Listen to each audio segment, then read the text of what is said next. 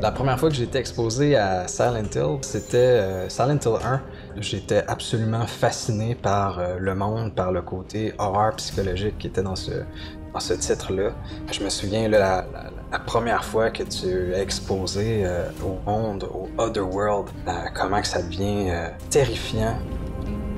The main inspiration for the new map was the Midwich Elementary School from the first Silent Hill game. We really wanted to capture the essence of that map and convey it and put it in our game and see how it looks.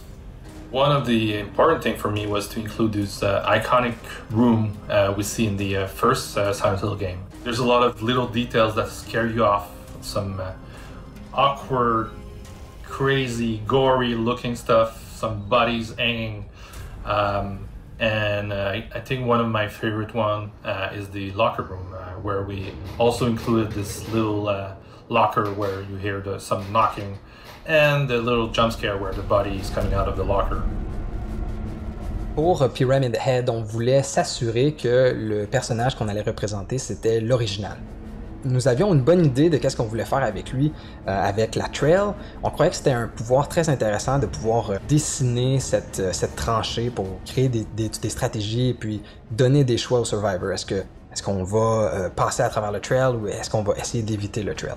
Et puis, après avoir fait une certaine ronde de prototypes, on a eu l'idée vraiment inspirée du personnage. On s'est dit, hey, si on pouvait utiliser la cage et puis envoyer les survivors dans une cage et puis on pourrait bypasser le hook et puis le transport jusqu'au hook, ça changerait vraiment la dynamique et puis ça marcherait vraiment avec le thème. On voulait aussi s'assurer que le joueur allait pouvoir utiliser le gros couteau le plus possible. Donc c'est pour ça qu'on a aussi rajouté au power cette attaque spéciale, donc le range attack qui peut même aller à travers les collisions. Et puis quand on a mis tout ça ensemble, le trench, l'attaque spéciale et puis la cage, on savait qu'on l'avait. For Pyramid Head, when you look at his helmet, it's the pyramid itself. It's pretty big, so we had to make sure that it was going through the doors. And the first feeling we had was, oh, we need to make him a huge character. But in terms of size, he's almost the size of the human, but with this huge component which is on his head, the pyramid.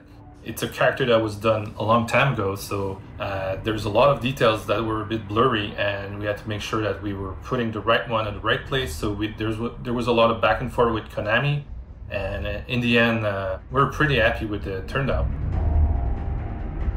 Another big challenge with Pyramid Head was his weapon, the Great Knife. One of the important things with the Great Knife was to show that the weapon was daunting. It's not just painful to the survivor, but also to Pyramid Head. You feel that he's in pain, and it's in some way a punishment for him to carry that weapon around.